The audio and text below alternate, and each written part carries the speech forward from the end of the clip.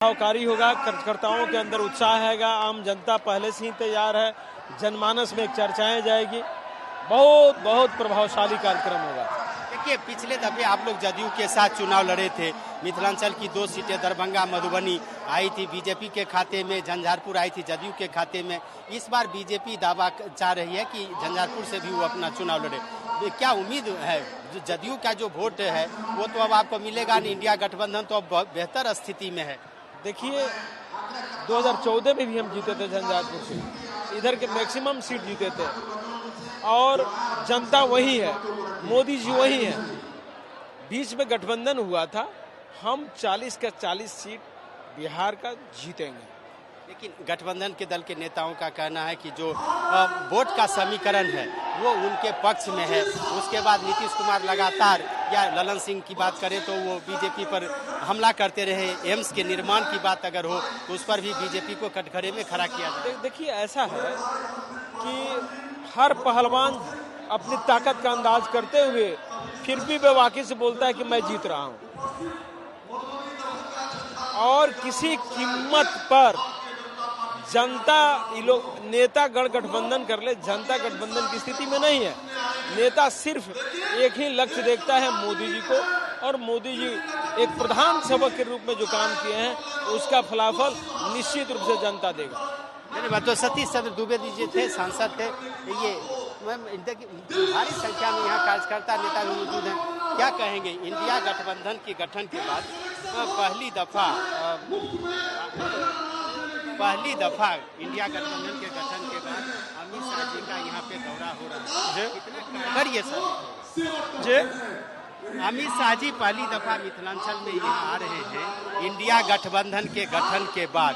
क्या लगता है आपको कि इसका कितना असर पड़ेगा? बहुत ज़्यादा असर पड़ेगा। हमारे माननीय गृह मंत्री जी मिथिलांचल में हैं, बहुत बहुत स्वागत है, और यहाँ के जितने भी जनता है उन्हें कुछ दे के नहीं जाएंगे। भारतीय जनता पार्टी इस बार पूर्ण बहुमत की सरकार बनेगी। नरेंद्र मोदी जिंदाबाद। कितना असर होगा अमित शाह जी के आगमन से, बीजेपी को कितना फायदा है?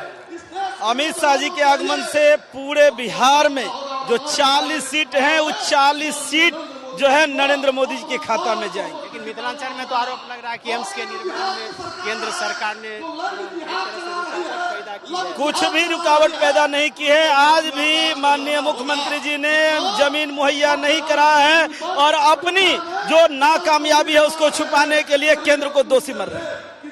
तो देखिए, हम कैमरामैन को, भारी संख्या में लोग जुटे हैं और ये कह सकते हैं कि मीटिंग काफी महत्वपूर्ण है। भारी गर्मी है, गर्मी के बावजूद भी लोग यहाँ पे मौजूद हैं। लोगों में कहीं न कहीं कार्यकर्ताओं में उत्साह है, नारेबाजी है, और ये कह सकते हैं कि बीजेपी के जो कार्यकर्ता है वो नेता यहाँ पे मौजूद है। और कुछ देर के बाद यहाँ पे केंद्रीय गृह मंत्री अमित शाह जी का आगमन होगा, फिर वो यहाँ पे कार्यकर्ताओं को, नेताओं को जीत का मंत्र देंगे। यानी कि मिथिलांचल में जो बीजेपी की राजनीतिक जमीन है उसको और मजबूती प्रदान करने के लिए अमित शाह जी यहाँ पे कोशिश करेंगे, और यही वजह है कि कार्यकर्ताओं में भी उत्साह है, भारी संख्या में कार्यकर्ता है, और ये जो स्टेडियम है वो एक तरह से कहिए कि खचाखच भर चुका है और लोग यहाँ पे काफी उत्साहित हैं। राकेश,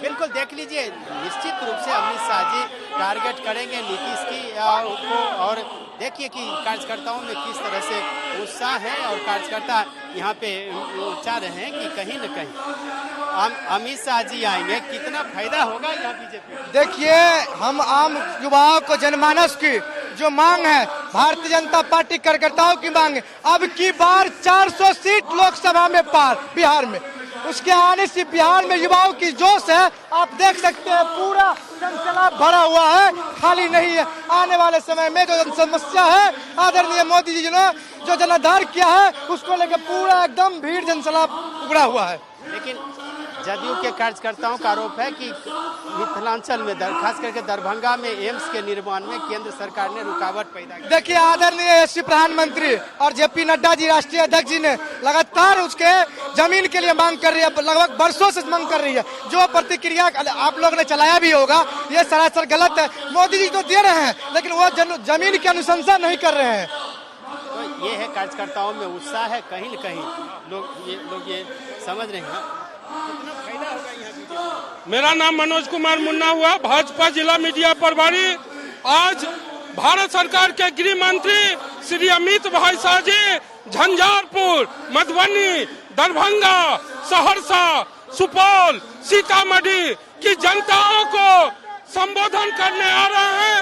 आने वाला लोकसभा चुनाव में भारत के माननीय प्रधानमंत्री श्री नरेंद्र मोदी के नेतृत्व में बिहार की 40 सीट भारतीय जनता पार्टी जीतकर भाई अमित शाह नरेंद्र मोदी के हाथों को मजबूत करेगी और आने वाला लोकसभा चुनाव में 350-400 सीट जीतकर पूर्ण बहुमत की सरकार बनेगी।